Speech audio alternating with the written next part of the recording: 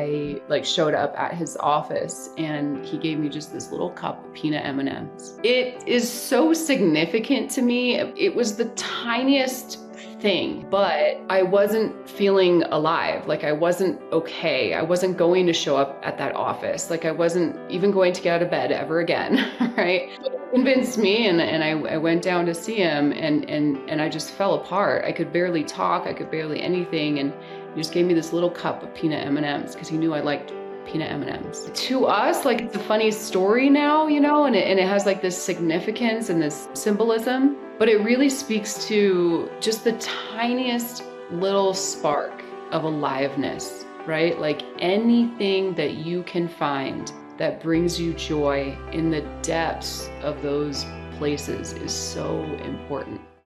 I'm Dr. Nicole Dolan, depth psychologist, clinical supervisor, and the author of The Art of Chaos. For over a decade, I've supervised clinicians and sat with some of the most complex cases in our field. And the one truth that keeps surfacing is this: you will only take your clients as far as you've gone yourself. This is the Purple Couch, where we explore that journey honestly. For therapists and for those doing the deeper work of becoming, pull up a seat. So, welcome back to the Purple Couch. Today, Melinda is with me. Welcome, Melinda. Hello. Hi. And Melinda and I are going to talk to you today. We're going to have a discussion with each other today about depression and joy. And certainly this applies to different emotions as well, but basically looking through this lens of like, hey, can I be depressed and can I also still experience joy? Can my client be depressed and can they still experience joy? And how we hold ourselves in these experiences in a very split or fragmented way, right? So I know I've had experiences and periods in my life before where I'm going through a depression or I'm processing a trauma, and that might be all that I'm able to experience. But as I've matured over time, and certainly in my own life, and then also with clients, I've learned and really been able to experience as my nervous system has healed, that I'm able to experience both, right? I'm able to hold both. So we're really talking about wholeness in that way too. But, you know, just even for our audience listening, just think of a time, maybe it's now, maybe it's in the past, or if you're a therapist listening, think about a client where there's an experience where you were just going through a really hard time. Right? And when you are in that difficult space, are you able to experience joy still? And how do you do that? So Melinda, I'm going to open by sharing just a brief story, and we'll just pay attention to whatever it is that comes up for you in this space and whatever you want to share. So I was talking to a friend recently, a really close friend, a new friend who is like a sister to me. And she's gone through significant losses recently. And then leading up to that, of course, was like caretaking and going through all of the challenges and the complexities of that. And not only with one parent, but there's another parent that she's had to also take care of at the same time in different ways. She's also an autism mom like myself. And so I know those challenges too. And yet she's one of the most grounded, joyful people that I know. And I said to her, when I was getting off the phone with her, I was talking to her earlier, I said, you know, I just want to tell you, like, it really inspires me. It inspires me that you can be so happy and yet be holding such difficult experiences or going through such a hard time. Mm-hmm. It sounds so simple, but I know that every single one of us and every person listening is like, yeah, how do you find joy when you're in pain? Mm-hmm. I wonder what your thoughts are. Yeah. Thank you for sharing that. And I'm also curious to hear how your friend responded, or like what her wisdom or experience in that was. So I recently, have been going through this 10-year romantic partnership, life partnership ending, changing, transitioning as it's done over the years. And And I realized a few weeks ago, maybe 3 or 4 weeks ago, that I was depressed. And I had never experienced being depressed before. I had experienced being sad and processing pain and loss and grief, but I had never been depressed before. And what I mean by that is that I had the experience of doing joyful things and being present with people I love and activities that I enjoy, things that I'm good at, and yet not feeling joy, not feeling like the somatic experience of joy. And so I think, and that really clicked something for me as an experience that I had not held simultaneously in the past, and really, really viscerally understanding what we term as depression on a new level and in a new way. Um, and I think that for me, when I think about, okay, so how do I simultaneously experience depression and also joy? And in those moments, at those times, I was like, literally everything was depressed, suppressed, almost like the access to the feeling of joy Mm. was not available to me. I could understand that I was joyful, or that there was joy around me, or that I was doing something in a joyful way. So there was like an understanding and a cognitive acknowledgement and acceptance of, I really love dancing with my friends, or my friends are really amazing and supportive and loving, and I'm having a good time, or I'm having fun. But the access to that visceral experience of joy was not available to me. So it's a presence to a knowing, I think, and it's a presence and experience. So I think that the best answer that I have for this is presence. Mm. Mm-hmm. And Mm-hmm. presencing, and sometimes you have to presence so incrementally small, Mm-hmm. right? Like it's like millisecond to millisecond, I'm presencing to the joy that's there, that's available, maybe even for this split second, even though there's an overall experience of depression or sadness or pain or challenge or difficulty. And just really being in acknowledgement of that in an incremental way. Mm-hmm. Mm-hmm. Yeah. Yeah. Thank you for sharing that. It's interesting to hear you say that you've never been depressed before. Yeah, This has been an experience where you've said, holy shit, that's what's happening here. yeah, And certainly we can look at it through the lens of like what we've been taught, right? Where it's like things that used to bring you joy no longer bring you joy, right? That's one of the symptoms of depression. yeah, And I love that you're speaking to, first off, like let's just say there's a reality that like when we go through a significant loss or we're suffering for a very significant reason, whatever our experience is, that yeah, we might not always be able to find joy, right? But one of the things I think you've shared even beautifully here is how it comes in waves, right? And how as you're sharing, even in these moments, it's like I might not be feeling the somatic depth of joy in this moment. I cognitively know that these things bring me joy. I'm aware of everything that's happening here. And then you're speaking to those tiny moments where, like, you are able to bring, you're saying presencing. So I want to say you're bringing presence to that experience, right? It's like the moment that there's a spark of aliveness, is the word I yeah, want to use too. yep, You're bringing deep presence and awareness to that because it's like right now, that's what you have to hold on to. That is like, it's kind of like the fire went out, right? And like maybe there's like still an ember burning, yeah, right? And like we have to bring life back to that fire. yeah, Not an easy thing to do, especially when we're in the depths of whatever our pain is. And that's why I'll circle back and say, I feel like you've so beautifully shared, even on this podcast, like, you know what, this is the pain I'm holding, this is the experience I'm going through. And yet there are days where like, I'm actually okay today. I'm feeling good, right? And then there's times where it's, you know what, all I have is this tiny little spark. And what I can do with that is bring as much presence and awareness to that spark. as I Yeah. can. Mm-hmm. Mm-hmm. Yeah, exactly. Exactly. And I think also, like in that time period, which thank goodness I feel so grateful and knock on wood that like it didn't last super long for me, the depression piece. It lasted maybe 2 weeks. Mm. So, but what it felt like is I was under this bubble of sadness that I just couldn't poke through. I just couldn't.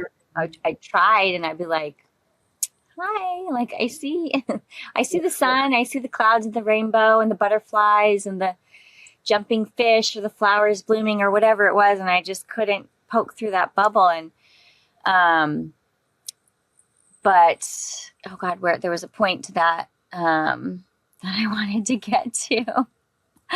um just kind of like allowing that to be what it was and speaking to it, and as best as I could, like understanding and articulating it and also processing it in a multitude of ways, just like I did. Like I had words for it, I had a somatic experience of it, I had imagery that went along with it, and expressing that and putting it out there with myself and others, I think also helped it to shift and to move and to pass and to transform instead of staying stuck in it, or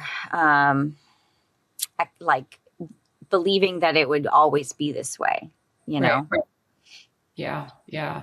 I think that's so important what you're talking about too. And it's beautiful to demonstrate too that it's like, hey, this is how deep and dark and in the depths I was, right? And this is how I was experiencing it. And yet I was able to shift it. I was able to transform it. There's so much that you did, and I know you personally, so I'm like, I'm sure that there's so much that you did with this, right? To bring yourself through. The other Mm-hmm. thing that comes up with that, and it kind of takes us a little bit over here, but is I really feel like people heal much more quickly when they have compassion for themselves, right? When they love themselves, when they're connected with themselves. Mm-hmm. Even as a therapist who's like helping support that, it can be really hard to help someone shift. And that comes up for me when you share this of your own experience, because it's like I see how much love you have for yourself when it's like, yeah, I feel awful today, and yet I'm still going to go dancing with my friends, right? I'm still going to use imagery or artistry, or what are Yeah. the ways that I can get in touch with this depression that maybe aren't cognitive, right? Mm-hmm. Mm-hmm. Yeah. Yeah, and actually, I believe in hindsight of that experience for me, and like one of the biggest things that helped shift it was my compassion for myself when I was confronted by the non-compassion of my ex-partner Mm. who I had reached out to in a moment of being in the depth of despair of the pain, not in the depression piece of it, but in the like that deep despair, like wanting to die, feeling like you're dying. And in that moment, having reached out and being met with a non-compassionate um, response and reaction, and it was so blatantly reactive that it was easy for me to love myself through that and be like, Yeah. okay, you're not going to have compassion for me, but I have compassion for me. And Yeah. that really like shifted things in this very profound way. Mm-hmm. Mm-hmm. I have a dear friend who does generational healing, and I'll have her on the podcast eventually. And her one of her mantras, we could say, is she speaks about grieving the living, right? Mm-hmm. And it Mm-hmm. is such an intense experience to, I mean, I'll just even speak to my experience and what comes up for me as a friend listening to that, right? It's like I've had that experience too. Not, I'm not gonna say the same one, but like familiar, similar in the sense of what you're saying, where it's like going through such a significant like heartbreak, betrayal, abandonment was what my experience was. Mm-hmm. And I remember like literally like not even being able to go outside at one point because I thought I would die. Mm-hmm. And that's significant in itself. And it's like, wow, that sounds so dramatic, Nicole. How's that possible? And I want to speak to the psychology about that for just a moment. And we've spoken Yeah. about it here, right? So if we have, past experiences, even as young as like infancy, toddlerhood, um, that is the part of us that when we go through like losing a partner Yeah. or any kind of significant loss, or especially like if it resounds, right, that betrayal or abandonment wound, is we have a very young part of us that believes that like if this person leaves or now that they've left, like I'm going to die. Mm-hmm. Right. And we've talked about this before in this podcast, but for anyone who hasn't heard that yet, it's because when you are an infant, right, or you are in those young toddler years, like you will die if your parent leaves, right? So, and of course, our partners are not our parents, but yes, we all know that we project all of our childhood shit onto our partners, right? Just pepper in just because it speaks exactly to. So, as Nancy McWilliams would talk about it, that we integrate these parts of these people, these objects that we identify these different parts of ourself with, the survival parts, right? And so then if they go away or they abandon us or they leave or they quite literally die, that part that we integrated that is now representative of us, right? This part of us that was integrated from the other, the object, it is a death. It is dying. You are dying, right? So anyway, Yes. sorry, just wanted to bring that piece in. It is. And you're right. You're literally going through, I mean, even just the transformation of it, right? Like your whole life is about to change, right? Yes. Yep. So, in that in itself is a death, right? Like we go through these death cycles. Mm-hmm. So, for all of those reasons, I felt as though if I walked out of my apartment, I would die. Like Mm-hmm. I literally felt so unsafe in the Yeah. world, just even existing. Mm-hmm. It was a short period of time as well. I was studying therapy, doing therapy at the time. And so I had a lot of resources like yourself to like resource myself and move through. And then of course there's other lingering experiences, but the very crisis, right? The very crisis that we can help ourselves through or our clients is like in those moments, it's like it's at its absolute climax and intensity. And boy, do we need someone in those spaces, right? Mm-hmm. Mm-hmm. Um, but then we are hopefully able to like shift and move through. Um, anyways, I kind of forgot where I was going because I was telling you a personal story, but having that experience, well, who is coming through right now is like, I wasn't going to talk about that, but in my last episode, I don't know if you listened to it yet, but I got to do a podcast with Gary. Oh, okay. And that's so special to me, as you know, and so many people know. It's so special to me that like and like so many people that haven't met him, I'm like, oh, go listen, because now you get to know who Gary is, right? Yeah, So yeah. Gary told the story of how like during that time in my life, I like showed up at his office and he gave me just this little cup of peanut M&Ms. And it is so significant to me. It's coming through as an image, it's coming through as a symbol. And it's what you're talking about, where it's like it was the tiniest thing, right? Mm-hmm. But I wasn't feeling alive. Like I wasn't okay. I wasn't going to show up at that office. Like I wasn't even going to get out of bed ever again, right? Yeah. But he convinced me, and I went down to see him, and I just fell apart. I could barely talk. I could barely anything, and he just gave me this little cup of peanut M&Ms because he knew I liked peanut M&Ms. And it to us, like it's a funny story now, and it has like this significance and this symbolism, but it really speaks to just the tiniest little spark of aliveness, right? Like anything that you can find that brings you joy in the depths of those places is so important. Mm-hmm. Mm-hmm. Yeah. And when you said that, I know that like you said, it's like you're referencing it as like kind of a funny story that you share between the two of you. But when you said that, it hit this emotional chord for me. Like it welled up emotion for me. Like I could almost cry because it demonstrates his presence with you. It Yeah. demonstrates that he knows you well enough to know that you like peanut M&Ms, and that he was willing to just be present with you in your falling apart, or in your pain, or in your depth of despair, or whatever it was. And that is what it is. That, and whether we do that with ourselves or we do that with another person, like, that is that access to that aliveness, it's that presence, because life happens in the present, our ability to be present in the moment, in the moments. And that was exactly what was lacking in the reach out to this ex-partner. He, instead of just being present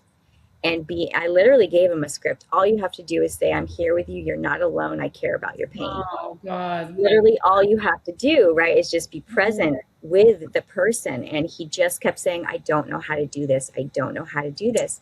And what was true is that he didn't want to, because it's really scary. And instead of being present, he has all these strategies for defending and dismissing and deflecting and denying.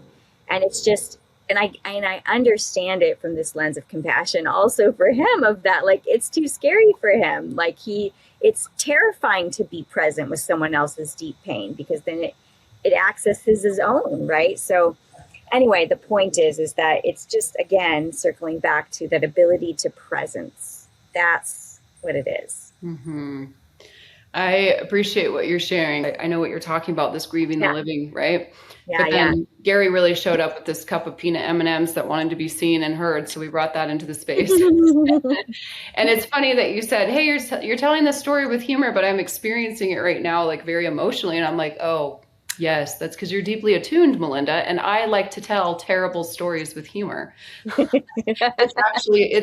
It's a mask for me in ways. And I wrote about this recently in my book. I did some recent writing.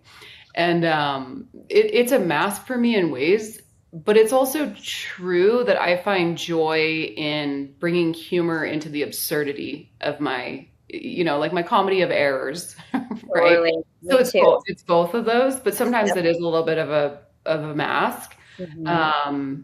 And I'm not even always aware of that, right? So when you say, like, oh, I feel that in my chest, I'm like, yeah.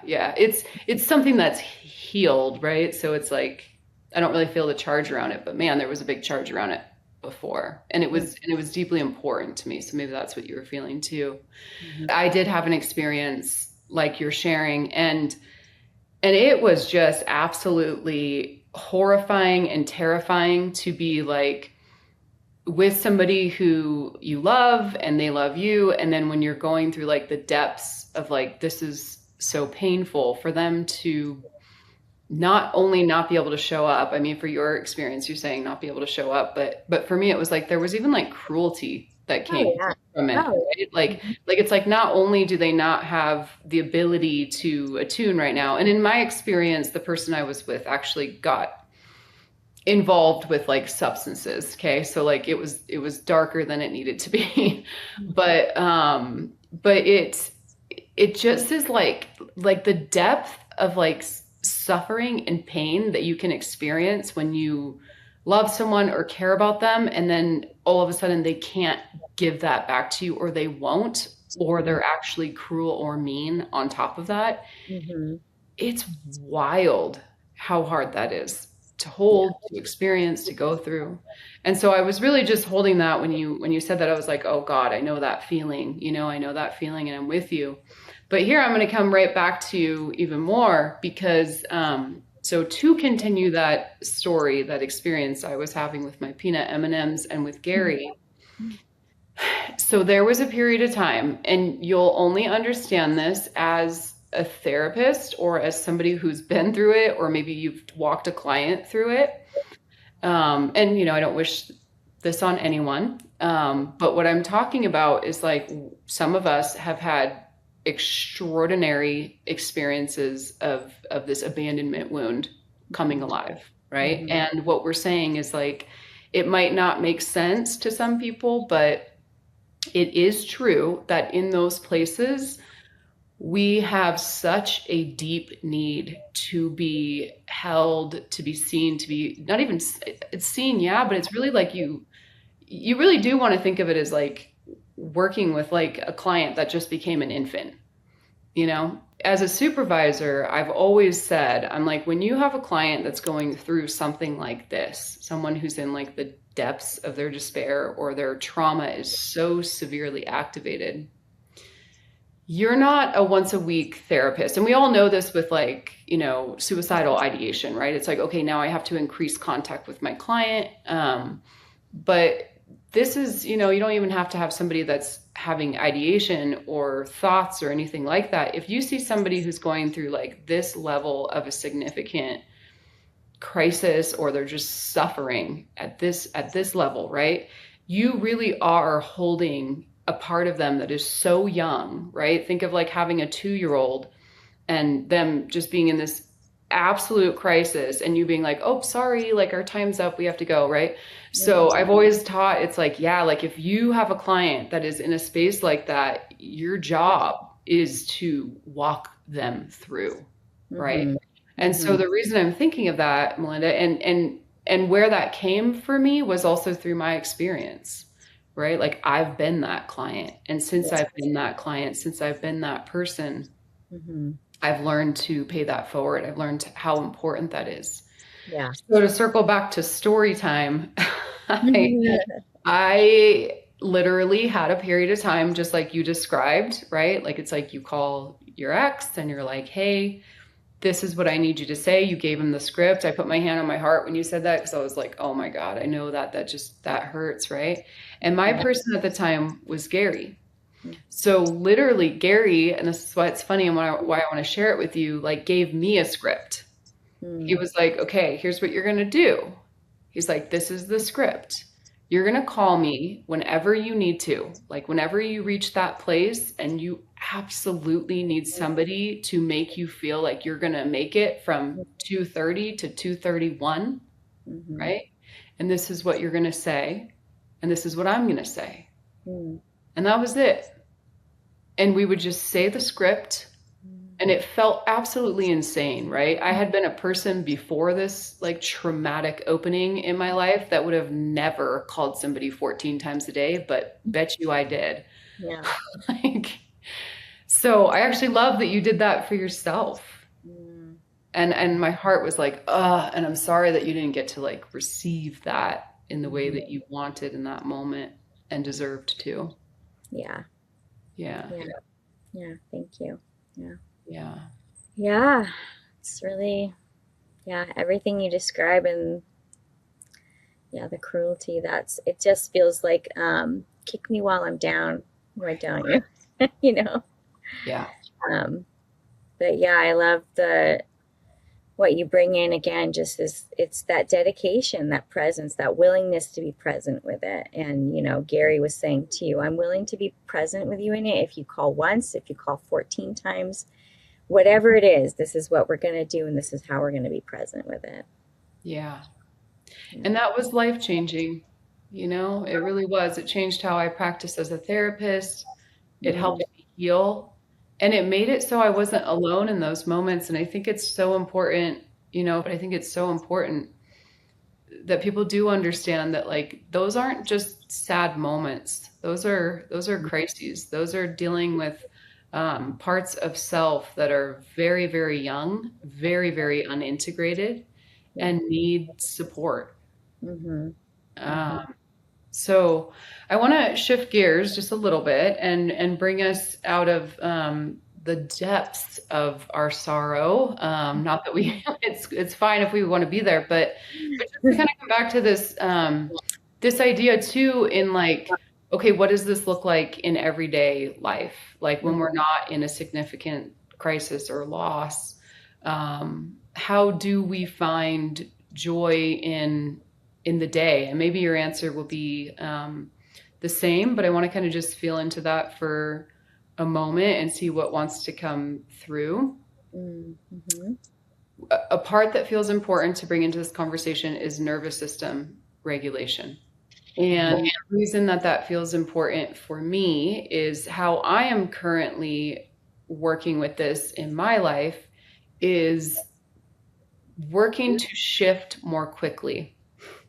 What I mean by that is I've shared that in my personal challenges right now, like the depth of I have lots of different challenges, but one of the very consistent, very challenging parts of my life is being a mother to a child with autism, and how that is challenging is because it dysregulates my own nervous system. Mm-hmm. It's challenging in multiple ways. And there was a period of time where when if my child had a meltdown, I would use different words to describe it, but I would just say a meltdown. Um, my nervous system, like I'd be out for like 2 days.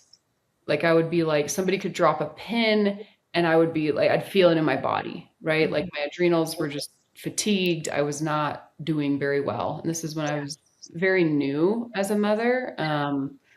First couple years, just kind of learning like, okay, these aren't tantrums, these are meltdowns. What do I do? And progressively over the years, we're about to go on to year 10. I have learned to shift more quickly. So I don't want to minimize it and make it sound like, oh, I just say like, oh well, and then things are fine, because it's not simple. It's been many, many years of working with my body and my nervous system so that whatever the challenge is, and this is probably speaking more actually to like anxiety than depression, because it's more obviously like an anxiety that I feel and the dysregulation of a meltdown or a really difficult, loud, overstimulating moment. Mm-hmm. I'm able to regulate more quickly.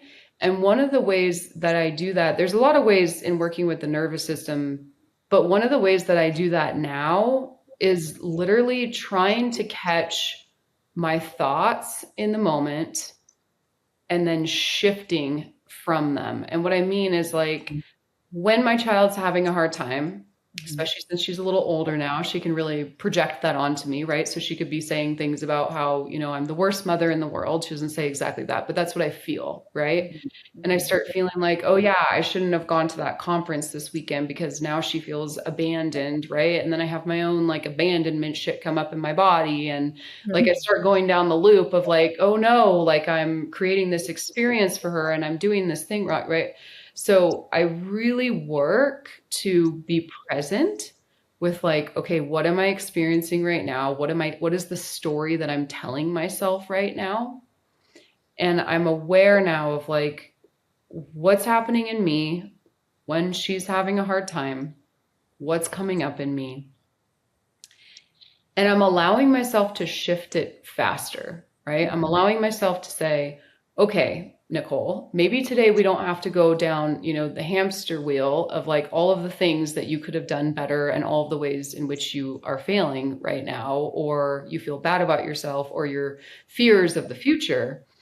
And maybe instead you could just look at her, attune to her and say, oh my gosh, I see you. I see that you want me to know how miserable you were when I was gone. I see you. I get it. And I'm back now. So let's go do this thing, And it sounds kind of wild. It sounds kind of simple. And yet for me, it's profound to be like, okay, like I can't always get on the hamster wheel. I can't always keep going down, this one road if I'm dealing with this difficult issue. Like I know that I'm going to be dealing with this in a few days again, however it's going to present itself. And so since I know that this is the challenge that I am with at this point in my life, this is the teacher that I am with at this point in my life, and that's not going to change tomorrow, right? That I have to find ways to be able to shift and then find joy again. Yeah. I feel like it's kind of what you shared, but just like how I feel autism is with everything. It's just, everything is just like on steroids. It's like, it's all of the things that you need to learn to be able to like do, but there's not really any time to think about it or learn about it because it's in the moment, as if you're just like, that's why I bring in the nervous system, is it's like depending what people are challenged with, and I'm trying to make that feel more universal, right? But depending whether it's depression or it's anxiety or it's how you're being triggered or activated, right? It's like we're both talking about in different ways how you can find presence with the little sparks that you do have that you can then bring yourself toward Yeah. when all this other stuff, yeah, it feels really hard. Mm-hmm. But how do you create space for both? Mm-hmm. Mm-hmm. Yeah. Yeah. Yeah. And sometimes it's just holding the possibility that it won't always be this way. And, or like you're saying, like, okay, so and I'm here now and let's do this thing, Mhm. Um, just the holding the possibility that it can be different, whatever different is, you know, from the current situation. Sure. Yeah. Mhm. Yeah. Anything else that's coming up for you in this conversation, this idea, personally, or even as a clinician? I think just with this idea, this concept of holding simultaneously the joy and the depression, or the joy and the sadness, or the joy and the anxiety, whatever that other aspect of emotional embodiment is, that's not joy. Um, that one of the things our brains are really good at doing is focusing on the challenge or the negative aspects of our human experience. It's part of a survival mechanism.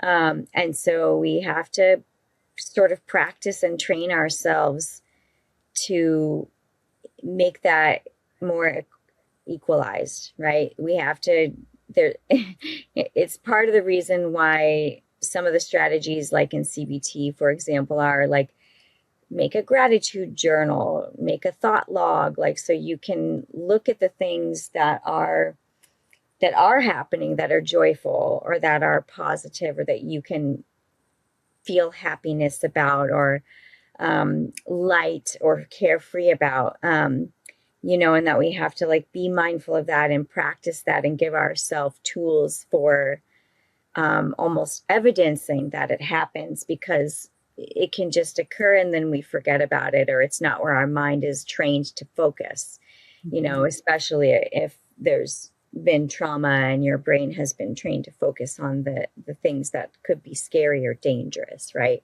Mhm. um, it's not really, I don't really know of any example, and maybe I'm wrong, but where you might tell a client, okay, now really, really focus on all the negative things. And I want you to make a thought record of the negative things, or have like an ingratitude journal or whatever, that's not really an intervention that we'll use. But anyway, my point is that sometimes because of the way the brain works, we might have to work extra hard to bring equality into that holding of those experiences simultaneously, of bringing that joy in. It might be a practice or a ritual that doesn't just come automatically.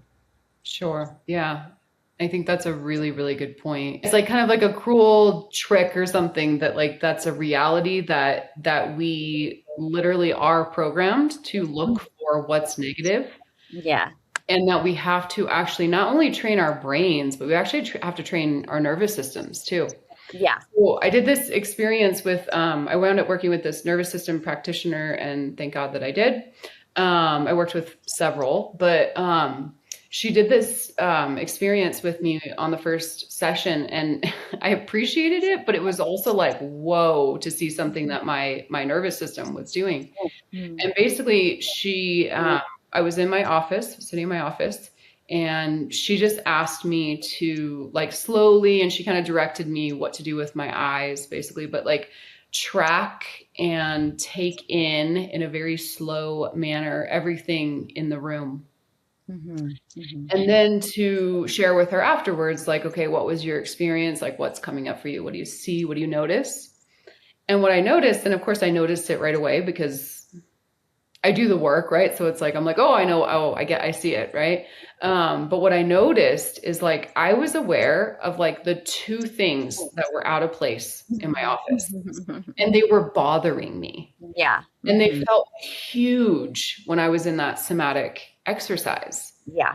And Yes. so, and I can share this tool if anyone wants to try this, or if anybody's like aware of like how their brain does this. So I'm speaking about it more from a very cognitive way, and also it's also a nervous system experience. But of course, there's ways. Okay, let me try to hold this more clearly. So we've been talking about how emotionally, mainly, like we might be going through a really difficult time, and how can we also hold joy? How can we do both, right? And I'm really bringing in the nervous system again, and I'm saying, hey, this is happening at a nervous system level too. And as my daughter has taught me a ton about neurodivergence, I've actually recognized that this is part of ADHD too, meaning like my brain will take in the entire environment and my body. And if something feels like off with it, it's like everything, and it's not like I live in perfection because I don't, but I would really like to. Everything in here is like, oh, I'd be at peace if everything around me was perfect, but wouldn't we all, right? But it's interesting to see that like that's true about my environment too. So I've actually had to learn to train my nervous system that like, if I walk into my house after work and everything's clean, but there's like a pile on the counter, that's not the one thing that I'm drawn to. Yeah. And if I am, then to your point, then something that can actually be really helpful is to then find a point, right, that does bring me peace. It's like a tree out the window, right? Or going outside and putting my feet in the grass or whatever it is. And then really allowing that experience to also not only be present with, right, but to also really allow it to regulate my body. And then to remind my body that this is here too. Yeah. Right. Yeah. And I'm wondering if in that exercise, when you did that, if you were guided to focus on the 15 things that were in play, like that were organized and structured in the way they were supposed to be versus the two things that were out of place, and yeah, I don't know. Is that kind of. So we basically just did what I said, like focus on, like I have a tree out my window that I really love. So like really focusing on something that feels different to my body and to my nervous system. But same thing, you could do it that way too, right? Like, okay, now let's look at the 2,500 things that are working for you.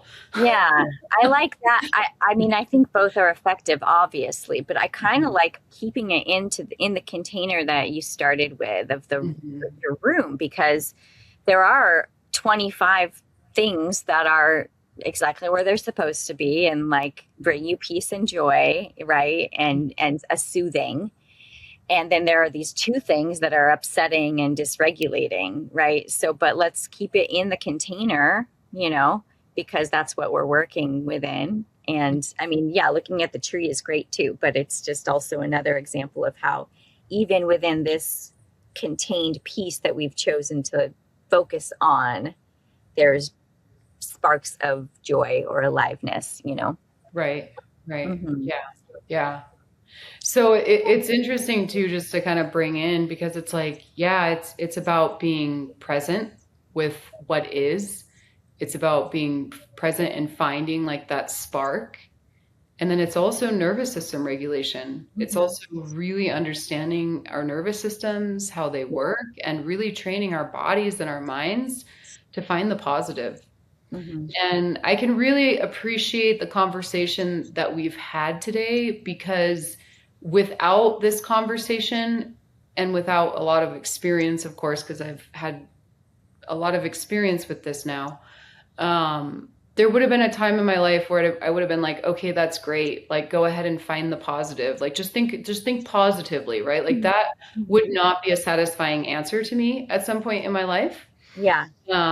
But it is now, when I understand and have experienced that, like, hey, but if you're bringing presence, and if we can Mm-hmm. talk about what that presence really is and what it looks like, and if you're working to amplify, beauty and aliveness wherever it is, while also training your nervous system to do so, right? You Mm-hmm. will start finding joy, positivity, beauty much more readily.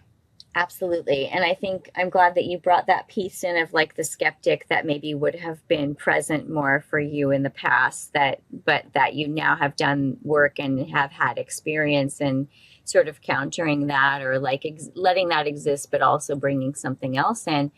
It's like when we talk about being present, sometimes what is present is not the positive, but it's also like bringing in the room example. Yeah, there's the two things that are out of place, and that's not positive. It doesn't feel good.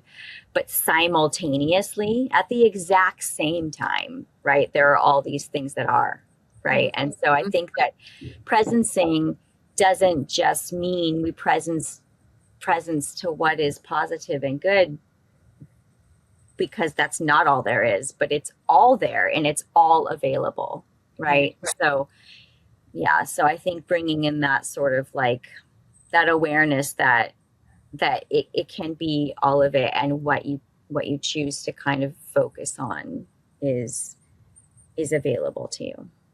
Right. And to your point, even if you're focused on what's really difficult right now, it's okay as long as you're holding space for what isn't difficult or what Yeah, is working or what is beautiful.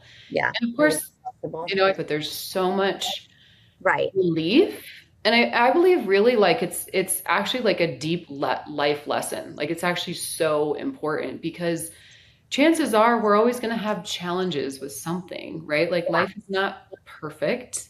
And definitely. so finding a way to move those muscles, exercise those muscles, right? Or even the way you were speaking about it, and it's kind of slipping my mind right now. I wanted to say something about it, but um, well, it will come back to me. But just finding the way to really help ourselves be able to experience wholeness.